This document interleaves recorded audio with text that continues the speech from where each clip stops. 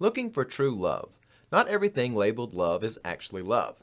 It's time for a devotional by some people with some grit. And again, this is done by people who live in the country and turn old water heaters into rockets using tannerite.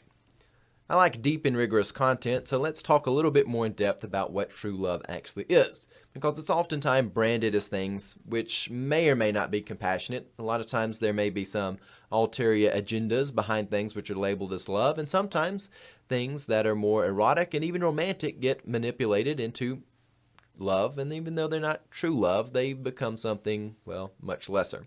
So let's talk about this and look at a few things from the book of Judges. We're going to talk about Samson today. And Samson actually has a couple of women in his life. A lot of times people think of Samson and Delilah, but Samson's wife was actually a Philistine, and we never know her name. But before we go much further, Anthony, would you read out of Judges chapter 14? And Samson's wife wept over him and said, "You only hate me. You do not love me. You have put a riddle to my people, and you have not told me what it is." So what we find happening in this situation is Samson's wife, she says, "You only hate me, you don't love me." And she's actually more correct than she realizes it. However, she's not saying this out of the best intentions. You see, Samson and his wife, that happens there in Judges 14, they come together under what is really lustful circumstances. And we don't really have much evidence of the two of them loving one another. And in the midst of this, she is trying to manipulate Samson into giving her the answer of a riddle. When Samson gets married, he puts a riddle on his wife's people, and one that will cause them quite a bit of damage if they can't get the answer to it. And in the end, if they do get the answer to it, well, there's also going to be a lot of damage. All of this is branded as love. There are statements made in the name of love, but none of them actually are. Again, just because something is branded as love doesn't actually mean it is. But we find something similar to Samson and his wife's interaction in Judges chapter 16, when he is now with the more famous Delilah. Anthony, would you read from Judges 16? And she said to him, How can you say, 'I love you,' when your heart is not with me?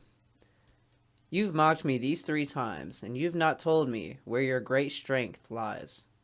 In both of these cases, people are making the claim, "You do not love me if you do not do a certain act." There are many people in our world who will try to manipulate us. They will say something to this effect: "If you do not love me, then you will do something in disagreement with me. If you do love me, you will agree with everything I say." This is a trap, and we should not fall for it. If someone tells you that they are in disagreement with you and therefore you must hate them, do not fall for it. What they want is not love, but instead some form of fake love. These ladies, they clearly want control. Sometimes people want other things. But there are many things people want when they demand love that are not actually love. They're not true love. They are not Christ-like love. So instead of worrying about the things people demand of us, we should actually worry about loving people. Sometimes this means disagreeing with people because we love them, and we do not want to enable unhealthy behavior. If we actually love people, and we are in pursuit of Christ-likeness, then we do not have to worry about the judgment of the world. Instead, we should spend our time pursuing the true love of Christ, which reorients our worldview. Instead of being focused on the things here just of this earth, we look to the morals and the virtues which come from Christ so that we can manifest them in our lives and bring transformation to those around us.